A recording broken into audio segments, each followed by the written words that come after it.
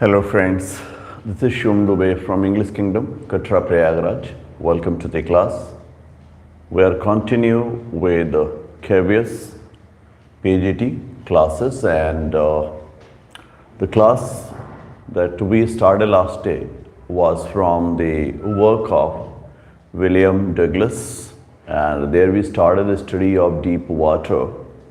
And the narrator William was actually discussing his childhood fear of water, and that continued till he was almost 10 or 11-year-old, and then he decided to overcome this fear, and for that definitely he had to go to the water and feel that experience, and definitely here we are going through that experience, and would like to see how the next thing happens. So again we are continue with the same lesson, and that is William Douglas' work. William Orwell Douglas, and the work is Deep Water.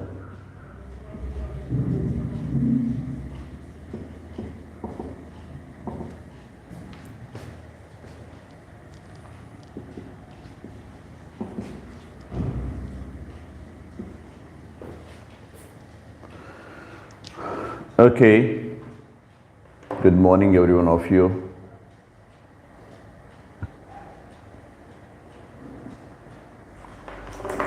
Well, so the study of deep water will continue, but before that we have to go through the question session. I will put from the lessons I have already taught you.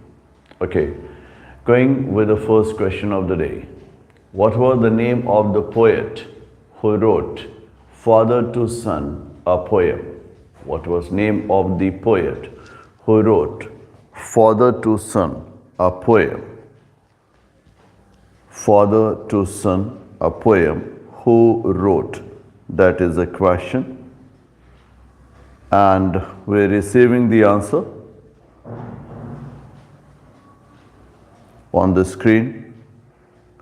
And that starts with the reply of Gyaneshwar, and the right answer is there. We saw Subhash as well. So both have answered it correct, and the right answer is Elizabeth Jennings. Now I'll move with the next one.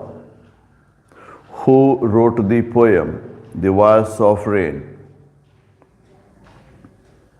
Who wrote the poem The Voice of Rain?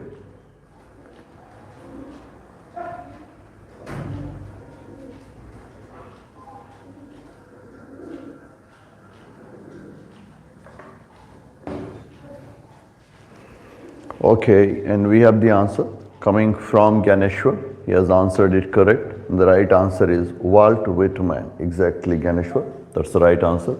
Walt Whitman wrote the poem The Voice of the Rain. Now I'll move to the next. Which work has the line, the seed I spent or sown it where, the land is his, none of mine. I repeat, which poem has the line, the seed I spent or sown it where, the land is his and none of mine. The land is his and none of mine. Which poem? No, Gyaneshwar, be careful. See, the point is, the seed I spent or sown it where, the land is his and none of mine. The land is his and none of mine. That is the question. And easily you can answer exactly. That's the right one, Gyaneshwar. Yeah, it is from Elizabeth Jennings. No, Subhash, not that. father to son, say the point. The seed I spent or sown it where the land is his and none of mine. That's so the right answer is father to son. Okay. Now I'll move with the next one. What's the name of the Japanese monk who burst into tears looking at the Mansarovar lake? What's the name of the Japanese monk who burst into tears looking at the Mansarovar lake?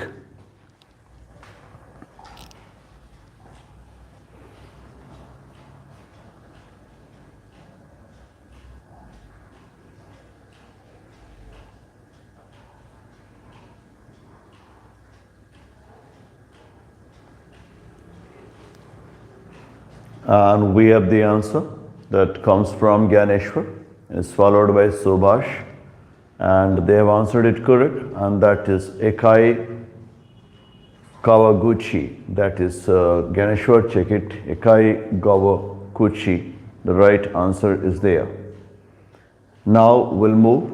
When was the poem The Voice of the Rain published first? When was the poem The Voice of the Rain published first?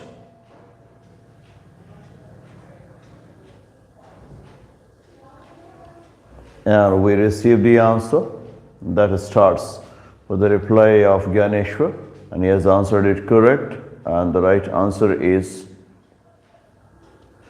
1885, exactly 1885 as the poem The Voice of the Rain, and that was later published.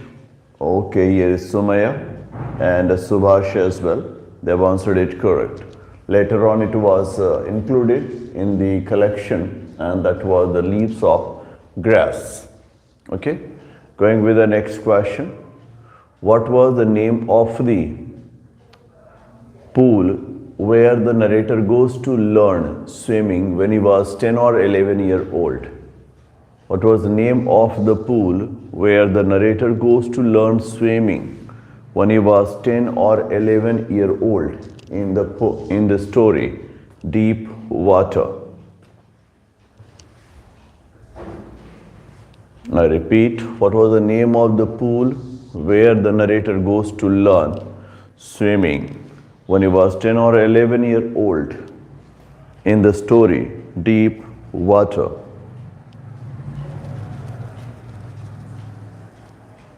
Okay, and we have the answer that comes from Subhash. He has answered it correct. And the right answer is YMCA. Exactly, YMCA, Young Men Christian Academy. That was the name of the pool very close to River Yakima. There the narrator goes to learn swimming. Okay, where did the father of narrator used to take him when he was 3 or 4 years old? Where his fear starts in deep water. Where did the father of narrator used to take him when he was 3 or 4 years old? I repeat, where did the narrator's father take him when he was just 3 or 4 years old, when his fear of water starts? Okay, and we have the answer. The right one is from Subhash. Okay, Ganeshwar, it's not river, it's actually California beach. Okay, now it is Deven, he has also answered it correct, to be California beach, where his father used to take him. That is the right one. Now I'll move with the next, and that is, what's the name of the man who received 4 Pulitzer Prizes? Oh, I think he is not here in your course. I repeat, what's the name? I think it's not in your course. That's Robert Lee Frost, and Robert Lee Frost is not in your course. Okay, going with the next. Okay, Devin. And the next question is here. Which country did Norbu join as an academician? Which country did Norbu join as an academician from the story, The Silk Road? Which country did Norbu join as an academician from the story, The Silk Road? And we have the answer from Ganeshwar. So answered it correct, and that is China. Exactly, China is the right answer. Well, we go with this. Which poem has the line, eternal I rise, impalpable, out of the land and the bottomless sea? I repeat, which work has the line, eternal I rise, impalpable, of the land and the bottomless sea? Which poem has the line? Oh, no, Subhash, try to understand. Eternal I rise, impalpable, of the land and the bottomless sea. You will have to tell. Eternal I rise, impalpable, of the land and out of sea, bottomless sea. Which poem has the role? Sorry, which poem has the question? Okay, and we have the answers, many answers, and it's Ganeshwar has answered it correct. That's the voice of the rain. Exactly. Eternal I rise, impalpable, out of the land and the bottomless sea. That is from the voice of rain. Going with the next. What's the name of the story that has a protagonist, Sahib-e-Alam? What's the name of the story that has the character, Sahib-e-Alam?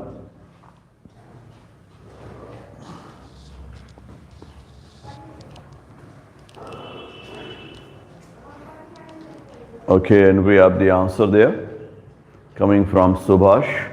He has answered it correct, followed by Devin. And the right answer is Lost Spring. Exactly. Lost Spring is there. The character Sahib-e-Alam. That is one of the rag pickers, and he is actually major character there. And now I'll move with the next one. What's the amount did Sahib-e-Alam receive at milk booth? What amount did Sahib-e-Alam receive at milk booth?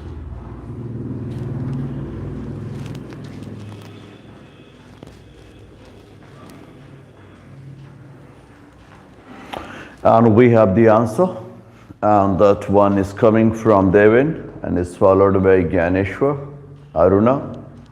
Okay, Devin, they have all answered it correct. The right answer is rupees 1800 per month. It is Subhash now. Okay, well, going with the next. Which work has the characters like Betty and Dolly?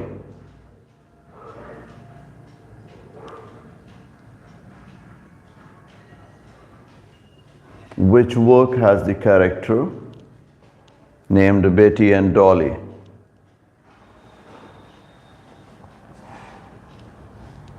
Okay, and we receive the answer there on the screen coming from Ganeshwar, followed by Devin. They have answered it correct, and the right answer is a photograph. Now it is Subhash and Aruna. They have also answered it correct. And the right answer is a photograph there. Okay, that's a nice one. A photograph is the name of the poem that has the character Betty and Dolly. Okay. What's the name of the two crewmen that the narrator hired in Cape Town, South Africa in the story We Are Not Afraid to Die? What's the name of the two crewmen whom the narrator hired in the Cape Town of South Africa in the story We Are Not Afraid to Die?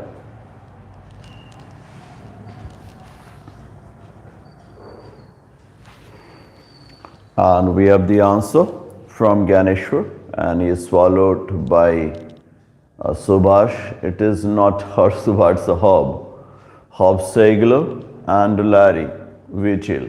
That's the right answer. Hob Segler and Larry Vigil, they are the two that have been hired by the narrator in Cape Town of South Africa, and from there they moved to the very stormy Pacific. Okay, Subhash, no problem. Going with the next one. What's the name of the teacher of Friends in the story The Last Lesson? What's the name of the teacher of Friends in the story The Last Lesson?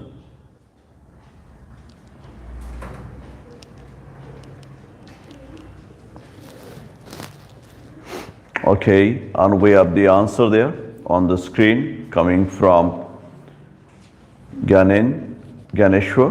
Now it is Devin, followed by Aruna, Subhash. They have all answered it correct.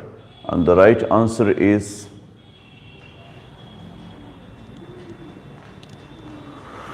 M. Hamel. Okay, going with the next. Which work has the line? We have all a great deal to reapproach ourselves with. I repeat, we have all a great deal to reapproach ourselves with. Which work has the line? We have all a great deal to reapproach ourselves with. Which work has the line?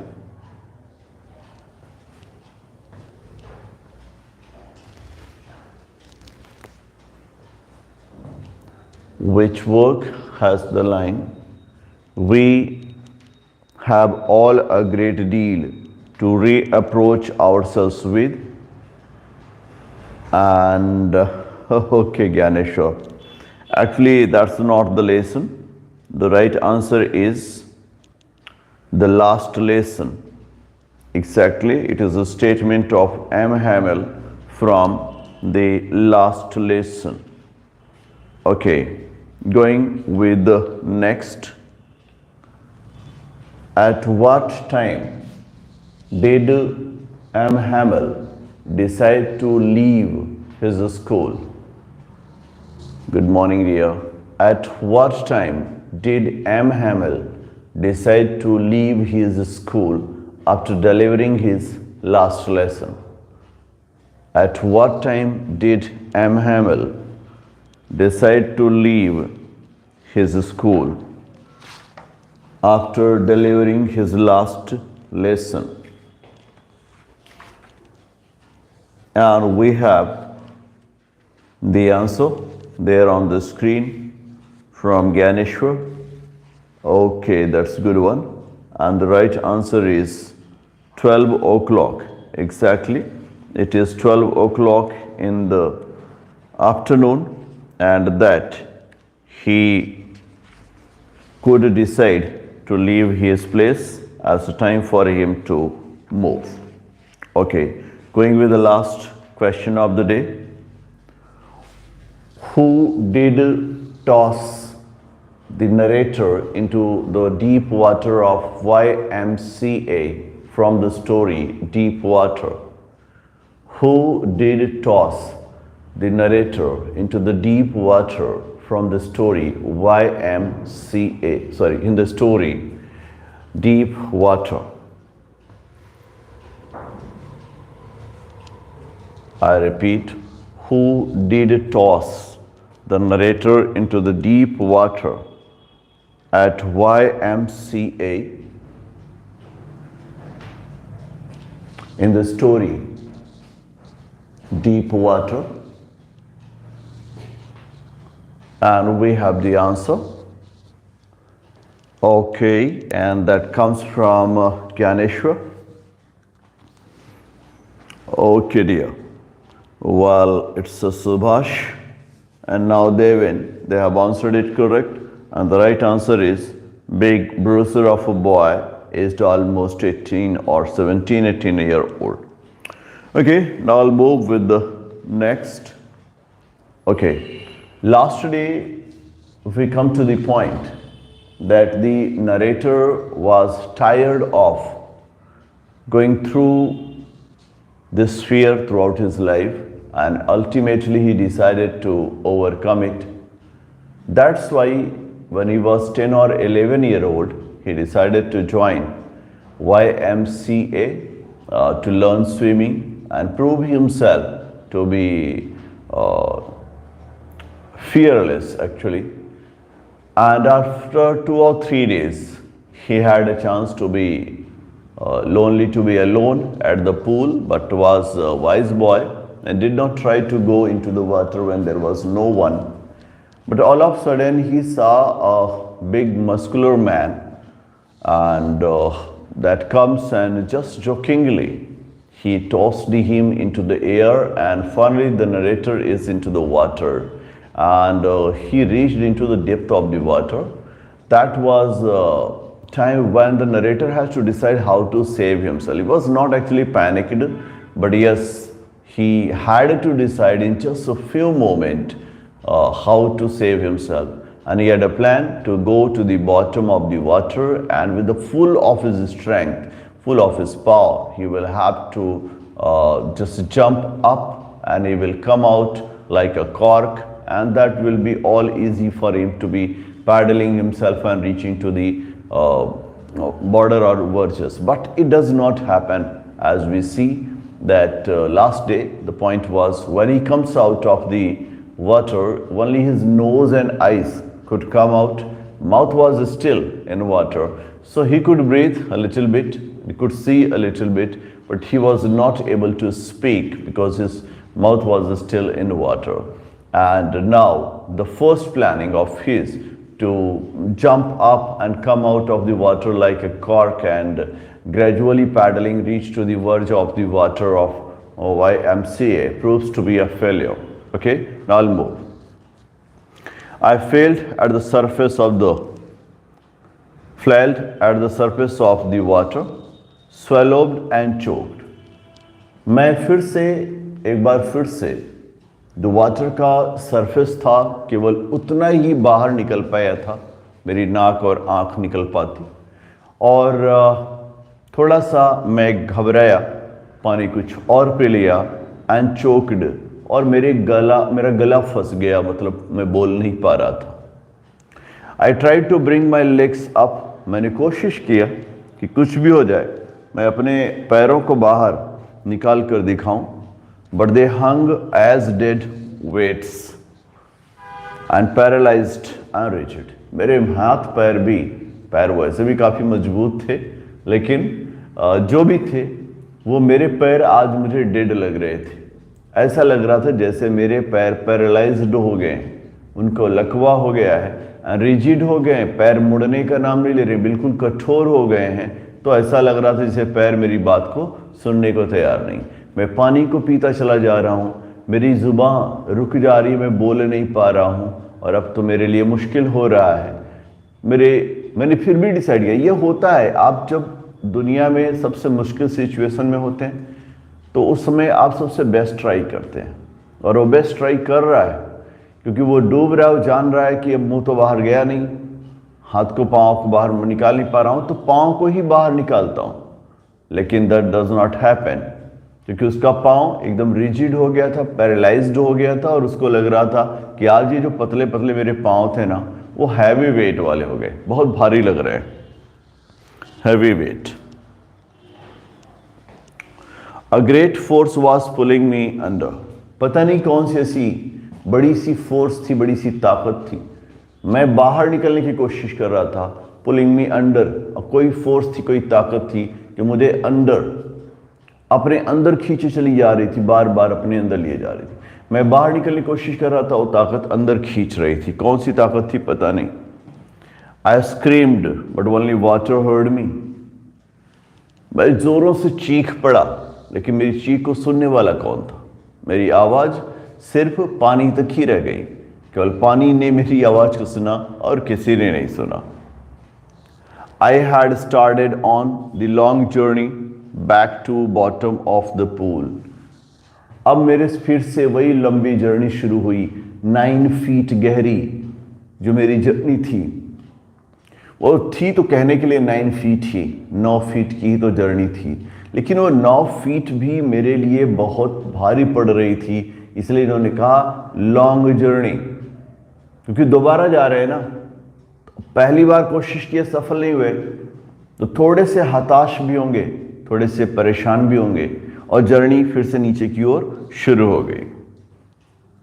I had started on the long journey back to the bottom of the pool, एक लंबी journey मैंने शुरू कर दी और फिर से मैं bottom of the pool की ओर चल दिया। I struck at the water as I went down, expending my strength as one in a nightmare flights as irresistible force.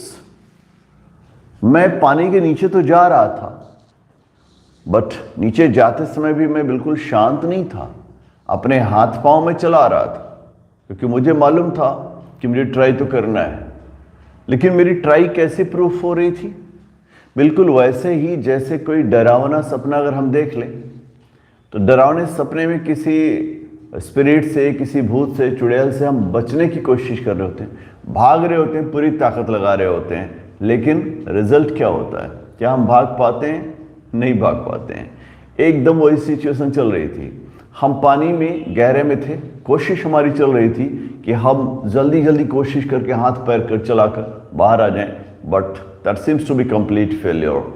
And try में कर रहा था, बट मेरे से कुछ हो नहीं रहा था। कह रहे हैं I struck at the water, मैं वाटर को उसी तरह से स्ट्रक कर रहा था, प्रहार कर रहा था। एज आई वेंट डाउन, जैसे जैसे मैं नीचे जा रहा था उतनी ज़्यादा कोशिश कर रहा था। एक्सपेंडिंग माई स्ट्रेंथ, मैं अपनी स्ट्रेंथ को बढ़ाने की कोशिश कर रहा था, अपनी ताकत को बढ़ाने की कोशिश कर रहा था। As one in nightmare flights, बिल्कुल वैसे ही जैसे कि डरावने सपनों में जो युद्ध करते समय हम लोग करते हैं। एन इरेसिस्टिबल फोर्स, और वैसा आप करते हैं, इस फोर्स पर किसी की ताकत होती नहीं, ये इरेसिस्टिबल होता है, अनियंत्रित फोर्स होता है, इसको तो हम करते ही करते हैं। I had lost my all breath, अब धीरे धीरे मुझे लगने लगा कि मेरे पास तो सांसें भी नहीं हैं, और जितनी भी सांसें मेरे पास थी उसको लगभग मैंने लॉस्ट कर दिया है, क्योंकि पानी में एक बार मैं जा चुका था, दूसरी बार बाहर निकला था, हल्का सा मैंने सांस लिया था, लेकिन फिर से अंदर जा रहा हूँ और लगातार कोशिश कर रहा हूँ। ज्यादा कोशिश करना भी विषम परिस्थितियों में खतरनाक होता है। कोशिश करना है, लेकिन सोच समझकर, है ना। हर चीज पर कोशिश करेंगे तो गलतियां होंगी, और वो यहां पर हो रही। क्यों? क्योंकि जब आप पानी में अंदर जा रहे हो तो आप जाओगे ही। बचने का एक तरीका है कि नीचे पहुंचने के बाद आप ताकत लगाकर ऊपर आइए, और बीच में आप नहीं रुक सकते। तो फिर आप बीच की दुनिया में ताकत क्यों लगा रहे हैं? मतलब इन दैट वे आप अपनी एनर्जी को वेस्ट कर रहे हैं, अपनी कोशिश को वेस्ट कर रहे हैं। तो आपको इस बात को समझना पड़ेगा कि आपकी शक्ति, आपकी ताकत इस पानी की दुनिया में कुछ काम नहीं करने वाली है। तो आप तब तक तो शांत रहिए जब तक आप बॉटम नहीं टच कर लेते, लेकिन लगातार कोशिश कर रहे हो, वो उसको फैटिग कर रहा है, थकावटी लग रहा है, और वो थकावटपन साफ दिख रहा है कि धीरे धीरे सांसें जो उनको मिली हुई थी वो कम होने लगी, सांसें लगभग रुक सी गई हैं। माई लंग्स एक्ड, अब धीरे धीरे मेरे लंग्स में भी एक शुरू हो गया, मेरे लंग्स में भी दर्द शुरू हो गया, मेरे फेफड़ों में पानी जाने लगा होगा तो दर्द शुरू हो गया। माई हेड थ्रॉब्ड, मेरा हेड बिल्कुल डूबा जा रहा है, भारी होता जा रहा है। आई वॉज गेटिंग डीजी, धीरे धीरे मेरा सर चकराने लगा। But I remember the strategy, लेकिन फिर भी मैंने स्ट्रेटजी नहीं भूला। सर चकरा रहा है, मेरा सर भारी होता जा रहा है, मेरी सांसें फूलती जा रही हैं, मेरा लंग्स फटने वाला है, ऐसा मुझे फील हो रहा है। लेकिन फिर भी मैं अपनी स्ट्रेटजी पर हूं, लास्ट तक कोशिश करनी चाहिए। मैं अभी स्ट्रेटजी अपनी याद करके रखा हूं। I would spring from the bottom of the pool. फिर से मैंने वही बात डिसाइड किया कि मैं बॉटम पर पहुंचूंगा और बॉटम पर पहुंचने के बाद फिर से मैं कोशिश करूंगा और पूल से बाहर आऊंगा। Come like a cork to the surface, और फिर मैं एक कॉर्क की तरह बाहर आ जाऊंगा सरफेस पर। I would lie flat on the water, मैं सीधे सीधे वाटर पर लेट जाऊंगा। Strike out with my arms, मैं अपने हाथ से, and trash with my legs, और अपने पैरों से पानी को काटता चीरता हुआ तैरता चला जाऊंगा। Then I would get to the edge of the pool and be safe, और फिर मैं पूल के एज पे पहुंच जाऊंगा, किनारे पर पहुंच जाऊंगा और सेफ हो जाऊंगा। मतलब लास्ट मोमेंट है, अभी भी प्लानिंग चल ही रही है। यह जरूरी है, आप कितनी भी विषम परिस्थिति में हो, लेकिन आपके निकलने का जो रास्ता है उसको आपको छोड़ना नहीं चाहिए। आप हर वक्त इस बात की कोशिश करेंगे कि किसी भी तरह से हो आप वहां से बाहर निकल आएंगे। ठीक है, हार नहीं मानना। हार नहीं मान रहा है, लास्ट तक कोशिश करने की बात कर रहा है कि सांसें फूल रही, लंग्स में प्रॉब्लम चल रहा है, हेड बिल्कुल भारी हो गया, सर चकरा रहा है, चक्कर सा आ रहा है। इसके बावजूद मुझे ये याद रखना है कि मुझे करना क्या है, पानी में जाना है, पूरी ताकत से ऊपर की ओर अपने आप को फेंकना है, बाहर आऊंगा, फिर अपने हाथ पांव को चला करके धीरे धीरे किनारे पहुंचूंगा और मैं सेफ हो जाऊंगा। I went down down endlessly, लेकिन मैं तो नीचे ही चला जा रहा हूं, और नीचे ही चला जा रहा हूं एंडलेसली, अंत ही नहीं इसका। आई ओपेंड माई आईज, बीच में मैंने अपनी आंखें खोली। Nothing but water with yellow glow, मुझे कुछ नहीं दिख रहा था और सिर्फ मुझे वाटर दिख रहा था, पानी दिख रहा जो येलो रंग में था, थोड़ी धूप पड़ने की वजह से येलो रंग दिख रहा था। Dark water that one could not see through, और धीरे धीरे मुझे पानी इतना गहरा लगने लगा कि जिससे कोई भी बाहर की दुनिया को नहीं देख सकता। And then sheer stark terror seized me, फिर अचानक से, एकदम से अचानक से मुझे एक टेरर ने, एक डर ने, एक खौफ ने जैसे सीज कर लिया, जकड़ लिया। Terror that knows no understanding, एक ऐसा खौफ जिसमें समझ की कोई गुंजाइश नहीं। Terror that knows no control, एक ऐसा खौफ जिसमें नियंत्रण होता ही नहीं। Terror that no one can understand, terror, ऐसा टेरर जिसको कोई और नहीं समझ सकता। वॉज नॉट एक्सपीरियंस्ड इट, जिसको उसका अनुभव न किया हो। मतलब एक अजीब से डर ने मुझे बिल्कुल अपनी गिरफ्त में ले लिया। समझ में नहीं आ रहा उस टेरर को मैं क्या कहूं, क्योंकि लोग समझ नहीं पाएंगे, ऐसे लोग जिनको वो टेरर खुद ना मिला हो। I was shrinking under water, मैं धीरे धीरे पानी में डूबता जा रहा था, सिकुड़ता जा रहा था। I was paralysed under water, मैं पानी में पैरालाइज्ड होता जा रहा था, अपाहिज होता जा रहा था। स्टिफ रिजिड विथ फियर, मेरे मन में डर था, मेरे मन में खौफ था, और ये डर, ये खौफ मेरे चारों तरफ दिख रहा था। Even the screams in my throat were frozen, अब तो ये हालत हो गई है कि मेरी चीख भी मेरे मुंह से बाहर नहीं निकल रही है। मेरी चीख भी, मेरी डर भी अब मेरे थ्रोट में, मेरे गले में ही फ्रीज हो जा रही है, जम जा रही है, बाहर नहीं निकल रही, मतलब मुंह से बाहर ही नहीं निकल रही है। पानी भी नहीं सुन सकता कि मैं स्क्रीम कर रहा हूँ, चीख रहा हूँ, मेरी चीख बाहर नहीं निकल रही। Only my heart and the pounding in my head said that I was still alive. अब तो सिर्फ मेरा हार्ट, मेरा दिल, और मेरे हेड का चलना हल्का हल्का मुझे बता रहा था मैं जिंदा था। हाथ पैर सब कुछ ऐसा लग रहा था जैसे पैरालाइज्ड हो गया, ख़त्म हो गया है। बस ये था कि मेरे दिल की धड़कन जो थी वो चल रही थी, मुझे समझ में आ रहा था, और मेरा दिमाग हल्का सा काम कर रहा था। बस इतना ही मुझे समझ में आ रहा है, बाकी मुझे लग रहा था मैं तो गया। And then in the midst of terror came a touch of reason, अभी तो मैं डरा हुआ था, बिल्कुल सहमा हुआ था, और इस डरे हुए सहमे हुए हालात के बीच में एक दिमाग में मेरी बात आई। I must remember to jump when I hit the bottom. फिर से मुझे याद आया कि जैसे ही मैं बॉटम पर पहुंचूंगा मुझे हिट करके बाहर निकलना है। At last I fail the tiles under मी। अभी मैं सोच ही रहा था कि अचानक से मेरे पैर पूल के टाइल्स पे पड़ जाते हैं। मैंने महसूस किया my toes reached out as if to grab them. मेरे टोज, मेरे पैरों के अंगूठे ऐसे पहुंच रहे हैं टाइल्स पे जैसे मानो टाइल्स को ग्रैब कर लेना चाहते हैं, पकड़ लेना चाहते हैं। Grab them. I jumped with everything I had.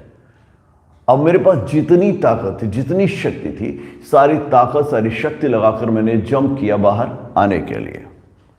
But the jump made no difference. लेकिन कोई खास फायदा नहीं हुआ।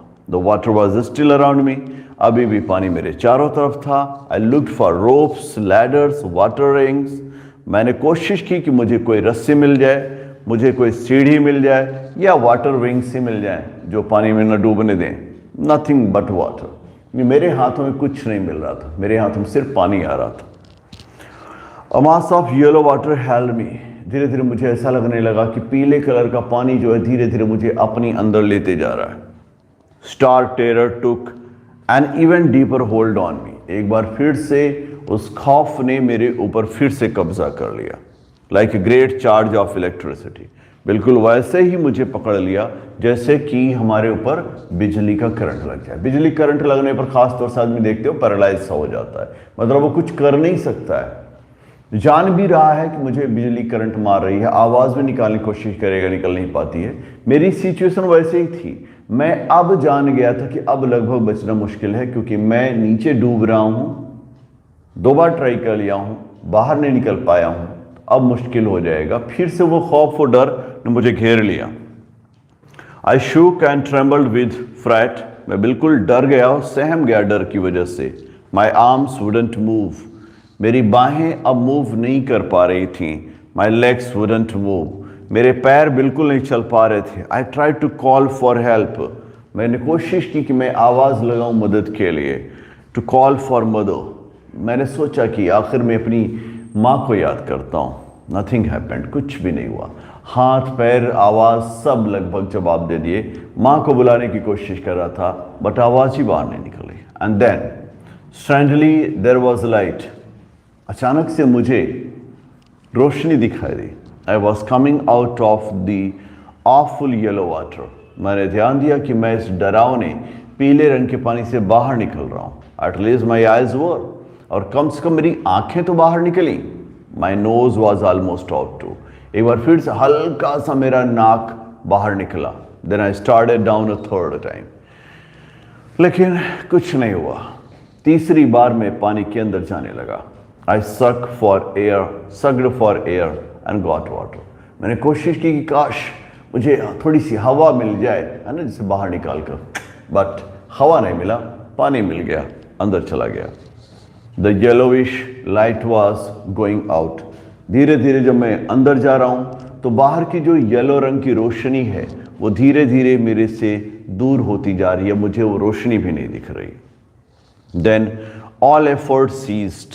फिर धीरे धीरे मुझे ऐसा लगने लगा मेरी सारी एफर्ट अब खत्म हो गई। आई रिलैक्स्ड। मैंने अब कोशिश करना बंद कर दिया। मैं अभी आपसे ही बता रहा था, ज़्यादा प्रॉब्लम होना तो शांत हो जाना चाहिए।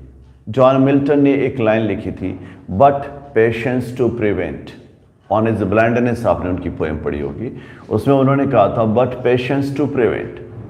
अगर आप कुछ प्रिवेंट करना चाहते हैं, अगर कुछ आप समस्याओं से दूर होना चाहते हैं ना, और आपने कई बार कोशिश कर ली, हो नहीं रहा है, तो आपको अब पेशेंस में चले जाना चाहिए, शांत हो जाना चाहिए, ताकि और समस्याएं ना खड़ी हो जाएं। 2 बार कोशिश कर लिया, 2 बार कोशिश करने के बावजूद बाहर नहीं निकल पाए, तो अब ज़्यादा कोशिश नहीं करना है, अब खुद को शांत कर लेना है। रिलैक्स्ड माइंड को शांत कर लेना है, रिलैक्स करना है।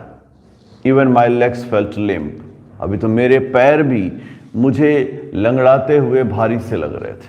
And blackness swept over my brain. अब धीरे धीरे ऐसा लगने लगा कि मेरे दिमाग पर भी ब्लैकनेस, अंधेरा छा रहा है, मतलब दिमाग पर भी अंधेरा आना शुरू हो गया। It wiped out fear. इसने मेरे अंदर से फियर को तो खत्म कर दिया, इट वाइप्ड आउट टेरर, इसने मेरे अंदर के टेरर को ख़त्म कर दिया। There was no more panic, अब मैं बिल्कुल डरा नहीं था। It was quiet and peaceful, बड़ा सुकून था, बड़ा आराम था उसमें।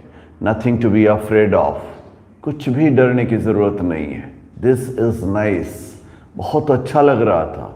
टू बी ड्रॉजी, मुझे ऐसा लग रहा है जैसे मैं अब नींद में जा रहा हूँ।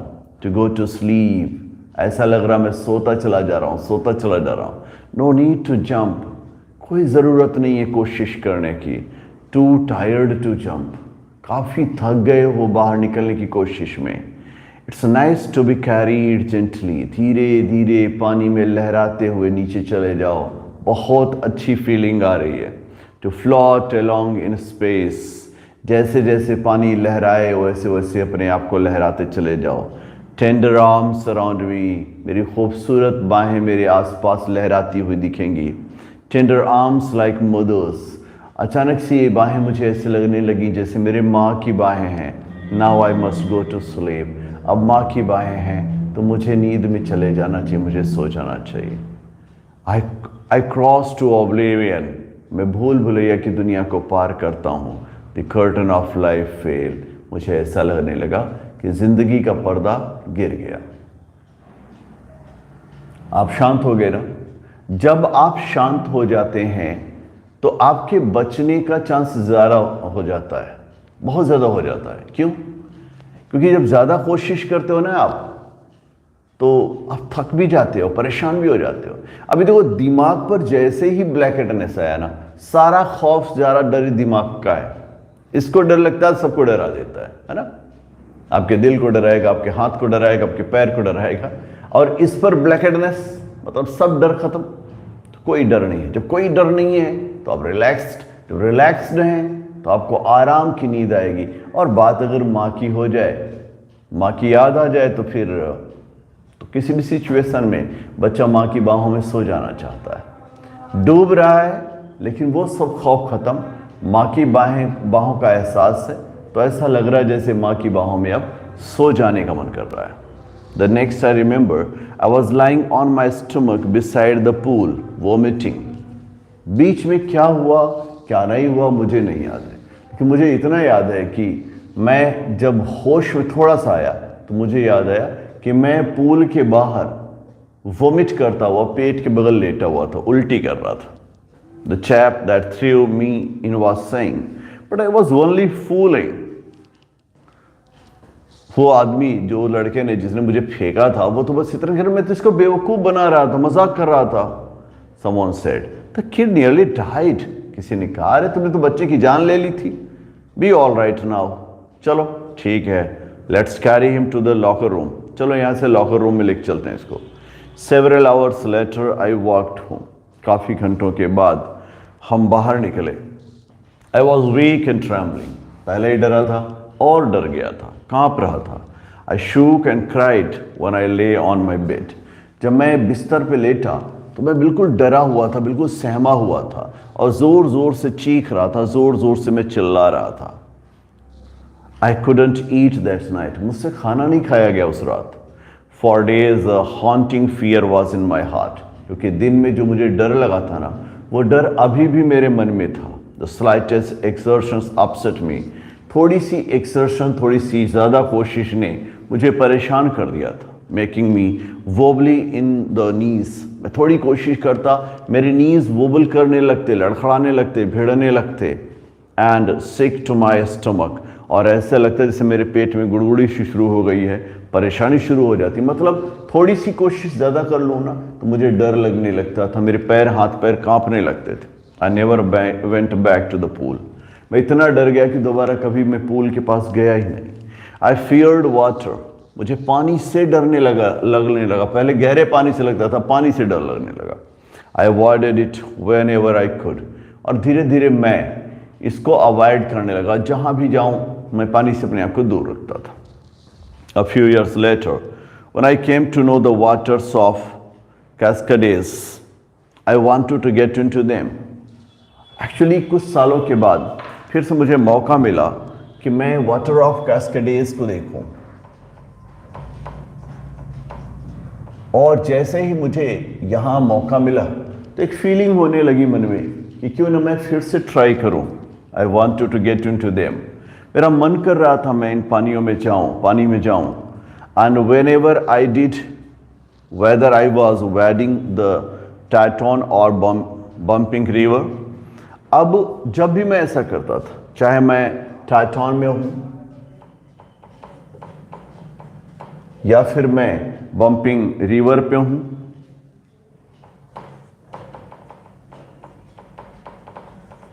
किसी जगह पर भी मैं हूं, हर जगह मेरे अंदर वो डर आ जाता था। चाहे मैं वार्म लेक में बात कर रहा हूं, वार्म लेक में, चाहे मैं बाथिंग कर रहा हूं जो कि गोट रॉक्स में था,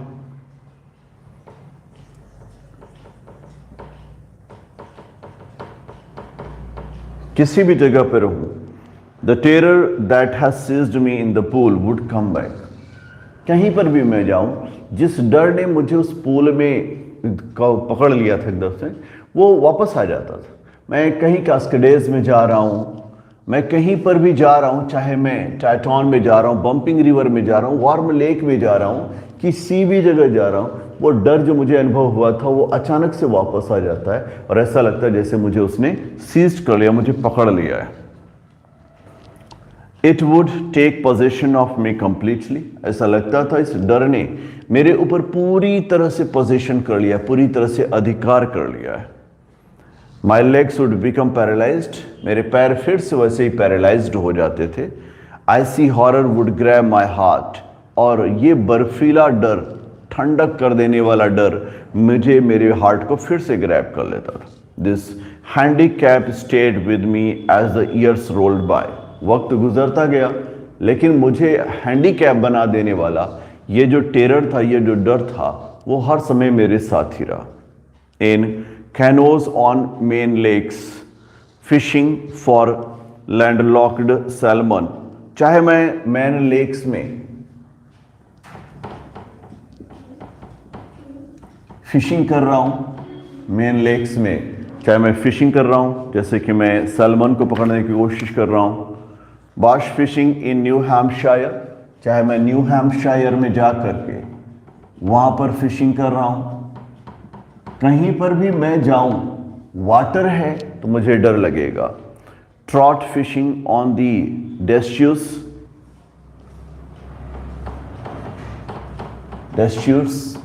में मैं अगर ट्रॉट को फिश करने जाऊं, और चाहे मैं मेटोलियस इन ओरिजन में जाऊं, मेटोलियस को पकड़ने के लिए, चाहे मैं ओरेगन में जाऊं, हर जगह पर fishing for salmon on the Columbia, चाहे कोलंबिया में मैं जाकर के सैल्मन की फिशिंग करूं। मीन्स डर तो डर होता है ना, चाहे जहां पर अब जाओ, कोलंबिया में जाऊं, at Bumping Lake in the Cascades, चाहे मैं बम्पिंग रिवर के पास में जो लेक है, बम्पिंग लेक, उसमें जाकर के मैं फिशिंग करूं, किसी भी जगह जाऊं, कास्केडेस के पास, मुझे वो डर फिर से मिल जाता था। Wherever I went the haunting fear of the water followed. जहां भी मैं जाता, ये जो पानी का डर था ना, खौफ, वो मुझे फॉलो कर रहा था, हर वक्त मेरे पीछे पीछे पड़ा हुआ था। It ruined my fishing trips. मैं बड़ा शौकीन था फिशिंग करने का, लेकिन फिशिंग के लिए पानी में तो जाना ही पड़ता था। अब इतना डर है कि पानी को देखकर डर लग रहा है, तो कहीं पर भी जाओ, किसी भी जगह जाओ, डर तो लगेगा। और इसने मेरी सारी फिशिंग ट्रिप्स को ruined कर दिया था, बर्बाद कर दिया था। deprived me of the joy of canoeing। मेरे अंदर कैनोइंग करने का जो जॉय था, खुशी था ना, उसको भी इसने बर्बाद ही कर दिया था। चाहे वो बोटिंग हो, कैनोइंग हो या स्विमिंग, मेरी हिम्मत ही नहीं पड़ती थी कि मैं पानी में जाऊं, ना मछली पकड़ने के लिए, ना तैरने के लिए, ना ही ऐसे कि नाव को मैं चलाऊं। मुझे इतना डर लग गया था कि मैं पानी से दूर रहने लगा था। तो मेरी जो फिशिंग ट्रिप्स थी, सबको बर्बाद कर दिया था इस डर ने। I used every way I knew to overcome this fear.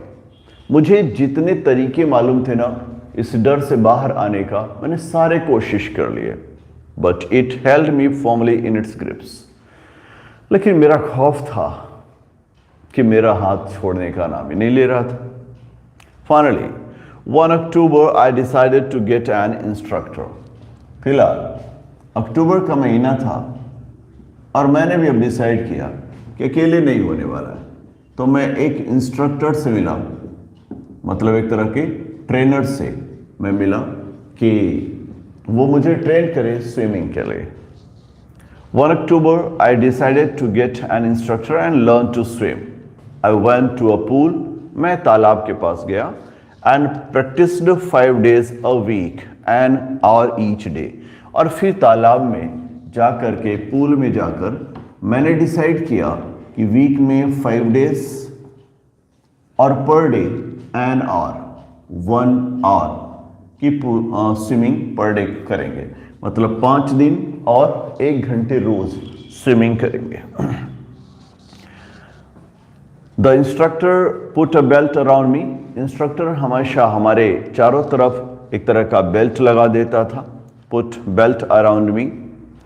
A rope attached to the belt went through a pulley. और एक रोप लगी रहती थी, रस्सी जो मेरे बेल्ट से जुड़ी हुई थी, उसको खींचने के लिए लेकर जाते थे। That run on a overhead cable. हमारे सर के ऊपर जो केबल लगा था उसके साथ वो जुड़ी हुई थी। He held on the end of the rope. मेरा जो इंस्ट्रक्टर होता था वो रोप को एक ओर से पकड़े रहता था। And we went back and forth. और हम थोड़ा आगे जाते तैरते हुए, फिर पीछे आते तैरते हुए, back and fourth across the pool. कभी इस तरफ पूल के, कभी उस तरफ पूल के, तैरते रहते थे। आवर आफ्टर आफ्टर, घंटों दर घंटों, डेज आफ्टर डेज, दिनों दर दिनों, वीक आफ्टर वीक, सप्ताह से सप्ताह। मतलब मेरा जो लर्निंग का प्रोसेस था वो कंटिन्यू था।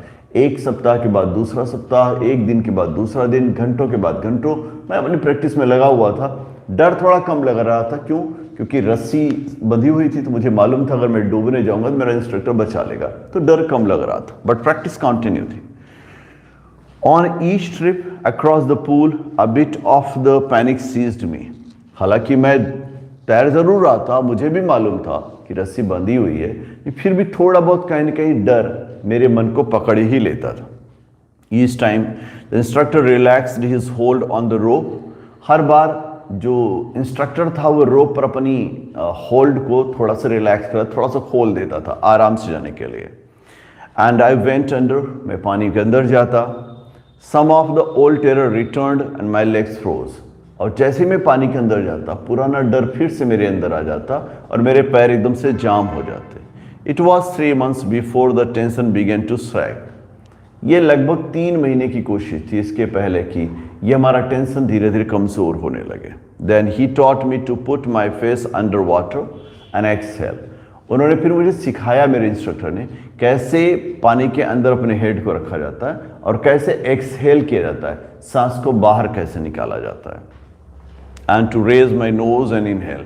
और फिर कैसे अपने नोज को बाहर निकालना है और इनहेल, सांस को अंदर लेना है। मतलब अंदर रहकर कैसे एक्सहेल करना, सांस को छोड़ना है, और फिर कैसे आप बाहर आएंगे और इनहेल करेंगे, सांस को अंदर लेंगे। I repeated the exercise hundreds of time. मैंने सैकड़ों बार इस एक्सरसाइज को किया। Bit by bit I shed part of the panic. धीरे धीरे करके जो मेरे अंदर पैनिक था, मेरे अंदर जो डर था, वो शेड हो रहा था, छट रहा था, हट रहा था। 100 of times. That seized me when my head went under water. जब कभी भी मैं अपने सर को पानी में डालता था ना, तो अचानक से मुझे ऐसा लगता है जैसे वो डर, जो पुराना वाला डर था, वो खौफ जो था, वो मुझे सीज कर लेता था। लेकिन जैसे जैसे मैं प्रैक्टिस कर रहा था, सांस लेने को सीख रहा था, स्विमिंग को सीख रहा था, एक्सरसाइज को सीख रहा था, तो धीरे धीरे ये जो डर थी ना, थोड़ा थोड़ा करके हट रही थी मेरी लाइफ से।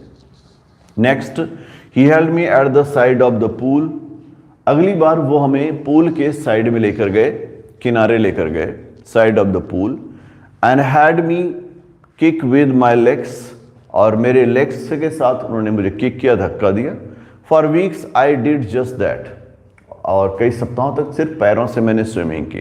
Eight first my legs refuse to work. पहले तो मेरे जो लेग्स थे वो तो रिफ्यूज कर देते थे, भाई मैं काम ही नहीं करूंगा शुरू में। For weeks at first my legs refuse to work but they gradually relaxed. लेकिन धीरे धीरे जैसे जैसे प्रैक्टिस होती गई मेरे पैर भी मेरे साथ चलना शुरू कर दिए, रिलैक्स्ड हो गए। And finally I could command them. अब ये एक सिचुएशन हो गई थी, मैं धीरे धीरे अपने पैरों को कमांड कर सकता था कि कब उन्हें मूव करना है, कब उनको चलना है, कब रिलैक्स होना है, कब रुक जाना है, सारी चीज़ों को लेकर के। Thus piece by piece he built a swimmer. धीरे धीरे करके वो मुझे स्विमर बना रहे थे, अच्छे तैराक बना रहे थे। And when he had perfected each piece, जब उन्होंने पूरी तरह से मुझे परफेक्ट कर लिया, he put them together into an integrated whole. फिर उन्होंने एक साथ मिलाकर उनको रखा। इन अप्रैल ही सेड, और फिर अक्टूबर से होती हुई लर्निंग मेरी अप्रैल तक पहुंच गई थी, और अप्रैल में उन्होंने मुझसे कहा नाउ यू कैन स्विम, अब तुम तैर सकते हो। Dive of and swim the length of the pool, crawl strokes. जाओ यहां से सीधे पानी के अंदर जाओ और तैर कर किनारे तक जाओ, किनारे से वापस आओ, जाओ तुम स्विम कर सकते। I did, the instructor was finished. मैंने ऐसा ही किया, मैं तैर सकता था और इंस्ट्रक्टर का काम खत्म हो गया। But I was not finished. सच बात तो ये था कि मेरी ट्रेनिंग फिनिश हो गई थी, बट मैं फिनिश्ड नहीं हुआ था। I still wondered if I would be terror stricken when I was alone in the pool. मैं फिर भी सोचता था कि अगर मान लीजिए आज नहीं, कभी कभी ऐसा हो गया कि मुझे अकेले उस पूल में जाना पड़ गया, तो कहीं ऐसा ना हो कि वो डर फिर से मेरे अंदर आ जाए। तो मुझे वो लगता था। I tried it. मैंने इसको कोशिश किया। I swam the length up and down. मैंने कोशिश किया और मैं पूरी दूरी तय कर गया तैर के। Tiny vestiges of the old terror would return. थोड़ा थोड़ा पुराने वाले डर जो थे ना, कहीं न कहीं कोने में बचे थे, वो अभी भी वापस आ रहे थे। But now I could frown and से टू दैट टेरर। लेकिन अब तो मैं टेरर को नजर मिला के कहने लगा था, ट्राइंग टू स्केयर मी, मुझे डराने की कोशिश कर रहे हो, बकवास है। Well here is to you, चलो तो मैं तुम्हें डराता हूं, लुक देखो। And off I would go for another length of the pool. और जैसे ही वो मुझे डर लगता ना, तो मैं डर से नजरें मिला के कहता था, मुझे डराने आए हो, चलो एक और बार तैराकी हो जाए, देखते हैं कितना डरा लेते हो। दिस वेंट ऑन अंटिल जुलाई। मेरे स्विमिंग इंस्ट्रक्टर की यहाँ पर फिनिश्ड हुई थी और मैंने अपने से एक तरह से पूल में कंटिन्यू रखा अपनी लर्निंग, और ये मेरी जुलाई तक सेल्फ स्विमिंग चल रही थी। मतलब खुद को किस तरह से मैं पॉजिटिव दुनिया में ले जा रहा था, वो मेरी स्विमिंग कंटिन्यू चल रही थी अप्रैल तक। But I was still not satisfied. लेकिन अभी भी मैं सेटिस्फाइड नहीं था। आई was not sure that all the terror had left. मुझे ये नहीं मालूम था कि मेरा डर पूरी तरह से खत्म हो गया था। तो I went to Lake Wentworth in New Hampshire. फिर मैंने डिसाइड किया कि न्यू हैम्पशायर के लेक वेंटवर्थ में जाऊंगा। लेक वेंटवर्थ मैं जाऊंगा। Dived off a dock at Triggs Island, और वहां पर मैं जाकर के डाइव करूंगा, पानी में लहराते हुए कूदूंगा, और specially that would be ट्रिग्स Island. और ये मैं काम करूंगा ट्रिग्स आइलैंड पर। and swam 2 miles across the lake to Stamp Act Island। और यहाँ से लगभग मैं 2 मील की दूरी तय करूँगा तैरता हुआ, और स्टैम्प एक्ट आइलैंड तक मैं पहुँचूँगा, जो लगभग 2 मील की दूरी होती थी। रोज मैं इसको करूँगा। आई swum the crawl, breast stroke, side stroke and back stroke. मतलब हर तरह से तैरा, कभी पेट के बगल, कभी पीठ के बगल, कभी साइड से, कभी इस साइड से, कभी लेग से, जैसे होता मैं तैरता रहा वहां पर। Only once did the terror return. केवल एक बार फिर से डर मेरे मन में आया। When I was in the middle of the lake, जब मैं पानी के बिल्कुल बीचों बीच था, I put my face under, मैंने पानी के अंदर अपने चेहरे को रखा। saw nothing but bottomless water। मुझे कुछ नहीं दिख रहा था, सिर्फ और सिर्फ वहां पर बॉटमलेस वाटर दिख रहा था। मैं पानी के अंदर रखा अपने चेहरे को ये देखने के लिए कि कैसा फील होता है। तो मुझे ऐसा लगा सिर्फ पानी के अंदर डर ही पानी दिख रहा था। The old sensation returned in miniature. अचानक से ऐसा लगा जैसे तस्वीरों की दुनिया में होता हुआ छोटे छोटे हिस्से में मेरा पुराना डर फिर से रिटर्न हो रहा था। आई लाफ्ड एंड सेड, लेकिन मैं हंस पड़ा। मैंने कहा, well Mister Terror, what do you think you can do to me? तो मिस्टर टेरर, आप कैसे आना हुआ आपका? आप क्या कर सकते हैं मेरे लिए? It fled and I swim. जैसे मैंने हंस के बोला डर से, डर उड़ गया, भाग गया और मैं तैरता हुआ आया। Yet I had residual doubts, लेकिन फिर भी थोड़े बहुत तो अंश बचे ही थे मेरे अंदर। At my first opportunity I hurried west, पहली बार मैं पश्चिम की दुनिया में गया। Went up to the Tieton to Conrad Meadows, और टाइटॉन से मैं जाता हुआ कॉनरेड मीडोज तक गया। कॉनरेड मीडोज को मैंने टच किया, ये जगह है। टाइटॉन से लेकर के कॉनरेड मीडोज तक मैंने स्विमिंग की, तैराकी की। Up the Conrad Creek Trail to Meade Glacier, फिर मैंने डिसाइड किया कि कॉनरेड क्रीक ट्रेल से, कॉनरेड